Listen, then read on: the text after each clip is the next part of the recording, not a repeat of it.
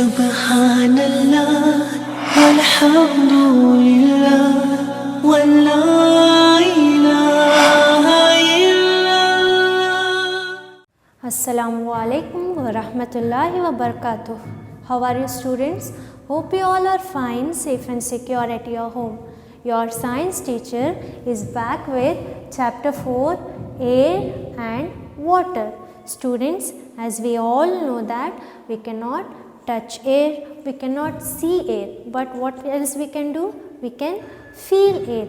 And the one thing which separates or which differentiates our planet from other planet is that our earth has got air and water in it, and the air in the sense oxygen, which is very necessary for the survival of living beings. And do you know that our earth has got 70% of water and only 30% of land in it, and there is one thin blanket of air which is surrounded by earth called atmosphere. What is atmosphere? The surrounded air around the earth is called atmosphere. So let us study what are the effects of temperature on weather. Okay, you might have noticed that sometimes we feel very hot and sometimes we get cold and sometimes it rains. Why all these changes happen? These changes take place because of weather, and weather is mainly depend on air. Okay, sometimes when air is very moist, or when air has got pressure in it, or when the air is humid, we find different kinds of weather. And the most common factor or most common thing which determines the weather is sun. Due to the heat of sun, even the air gets heated and we find changes in weather. So next we will study about evaporation and condensation. Students, do you know what do you mean by evaporation? Evaporation in simple terms is nothing but change of water into water vapor is called evaporation. When we boil water, what happens? We see steam. Okay, steam or the water vapor which rises up. This process itself is called evaporation. Very easy. What is evaporation? Change of water into water vapor is called evaporation. And your teacher will show you this process with a short experiment. Look here, students. This is a short experiment to show the process of evaporation and condensation. As I have already told you, what is evaporation?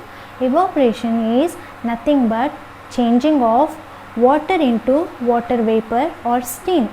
Look here, I am boiling water. Okay, what process is going on? Okay, this water is going upward in the form of steam or water vapor. When we hold our hand like this, okay, I hold my hand like this, what I can feel is my hand has become moist. Okay, I can feel water on my hand. Can you see? Feel water on my hand because water is changing into water vapor or steam. This process is called evaporation. When we boil water and it becomes water vapor or steam, itself is called evaporation. Next process is condensation. What is condensation? Condensation is nothing but changing of water vapor or steam back to water is called condensation. Now to show this experiment, I will close this lid. Okay, I will close this. We will wait for some minutes. After some time, when I open this lid, can you see droplets of water here? This is nothing but the water vapor or steam which is collected on the lid. Okay, this This process is called condensation. You can see there water is evaporating and it has become vapor, and it is collected in the lid. Okay, it is collected in the lid here, and in the lid here the water vapor is changing back into water. Here the evaporation process is going on, here condensation process is going on. Changing of water into water vapor or steam is evaporation, and changing of water vapor or steam back to water is called condensation. You can see it more clearly now. See? Clear? Okay. Next is condensation. Okay, what do you mean by condensation? Condensation is nothing but the water vapor or the steam changing back to water is called condensation. Easy? What is evaporation? Change of water into water vapor is evaporation, and change of water vapor back to water is called condensation. It's like opposites. Okay, evaporation is change of water into water vapor, and condensation is change of water vapor back to water is called condensation. And evaporation, in evaporation there are various factors which affect evaporation. Let's see what are the different factors which affect evaporation.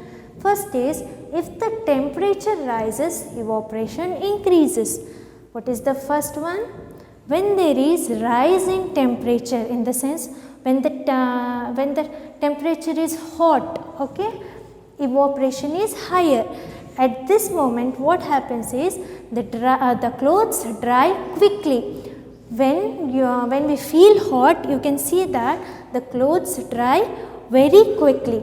Compared to rainy season or winter season, clothes dry quickly in summer season, because that time the temperature is high or the temperature rises.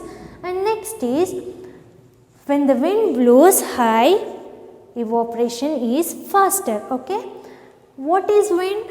Moving air is called wind. When the wind blows fast or wind blows and the wind increases, what happens? Evaporation will also increase. And next is, when the exposure rises, evaporation increases. In the sense, when the surface area is larger, in the sense when the exposed surface area is larger, evaporation will be quicker. Okay, even this I will show you. Exposure rises and evaporation increases. I will show this with a short experiment. Okay. Students, this is a short experiment to show that evaporation is quicker when the exposed surface area is larger. Look here, I have taken two containers, one with larger surface area and one with shorter surface area, and two beaker with water, same quantity of water. Okay. Now I am going to pour this water in this container, the quantity of water remaining the same, and this water in this container. You can see that this container has got larger surface area compared to this.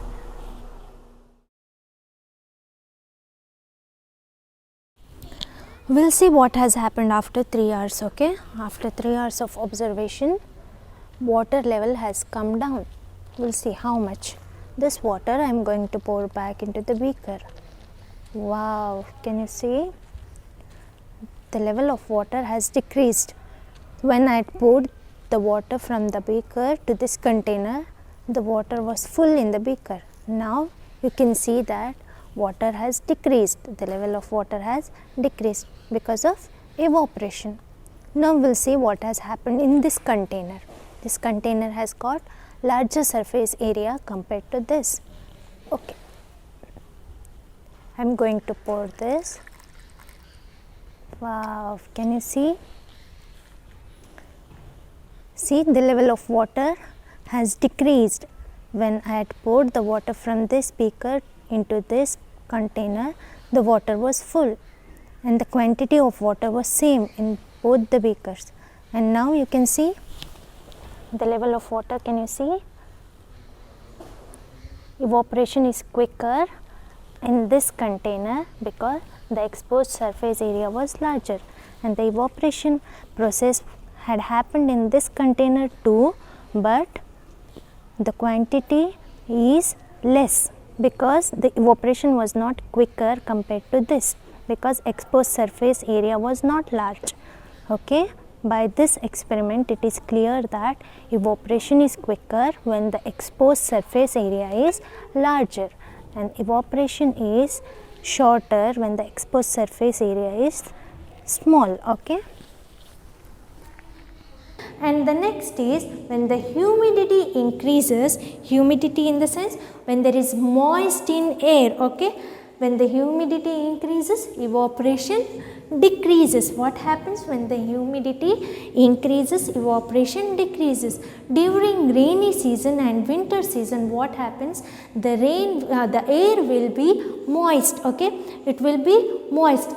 Air cannot evaporate more water from the clothes or anything. Okay, at that time, humidity, when the humidity increases, evaporation will decrease, and say evaporation process takes place in our environment also.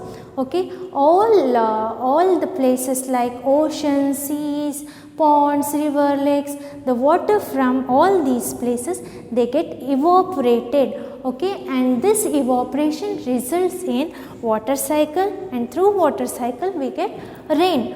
Let me explain you how we get rain, okay, and what is water cycle. And before moving to water cycle, let me tell you these points. What is written here? Dew. Now, students, do you know what do you mean by dew? Dew is nothing but when the water get condensed. Okay, during night what happens? The temperature falls. There will be cool at night. Okay, at that time what happens is, when the air condenses, okay, when the air condenses, there will be small droplets of water. We call it as dew. Okay, and we find dew on grass and leaves.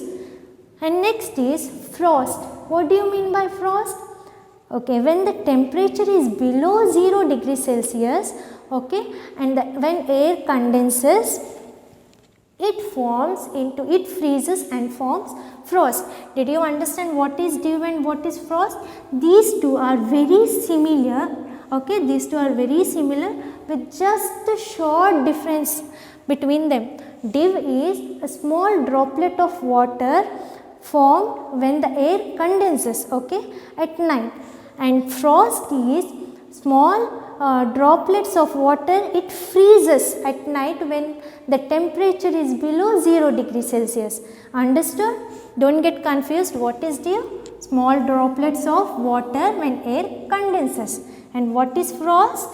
When the air condenses, the droplets of water, it freezes and becomes frost. And do you know something? Dew is very good or very healthy for plants, and frost is harmful. And next is fog or mist. Have you seen fog anytime? Yes? Yes. What is fog? Sometimes air condenses at the ground level, okay? At the ground level air condenses, and at that time we can see the cloudy appearances, okay? Everywhere we find cloudy kind of appearances. That itself is called fog or mist. Early morning we find fog or mist, and most of the time fog is found in places, higher places like mountains and all. And you can also see fog in plains like Delhi. But nowadays, because of air pollution, this fog in Delhi has changed into smog, S-M-O-G, smog. Smoke and fog mixed together, smog, okay, because of air pollution. The air there, it is polluted, and when this polluted air condenses, it turns into smog, okay. And next is snow or hailstone. Before I explain this, I will explain you what is water cycle, okay.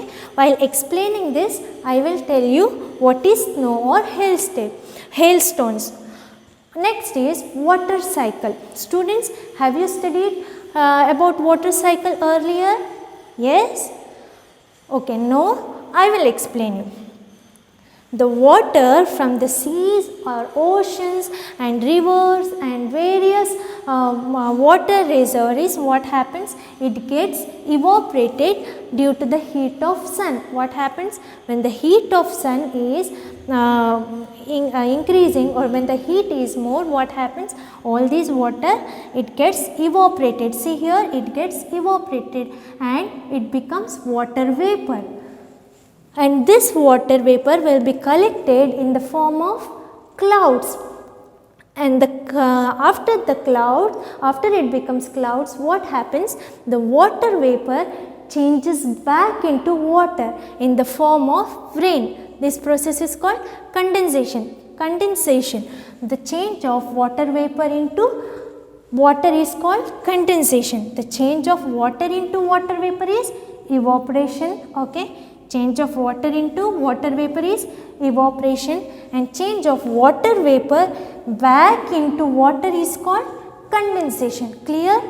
And this rain, again it gets collected in oceans and seas, and the same thing gets repeated. Okay, from rain, from this water it gets evaporated, it becomes water vapor, then it condenses there, and then it comes in the form of rain.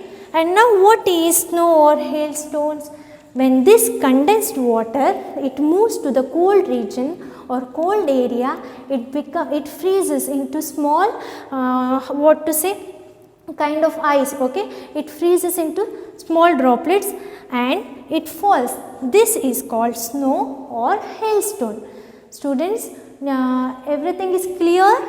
What did we study today? We studied about air and water, different effects of temperature on weather, and evaporation and condensation. I have showed you the experiment of evaporation and condensation. And what are the different factors of evaporation?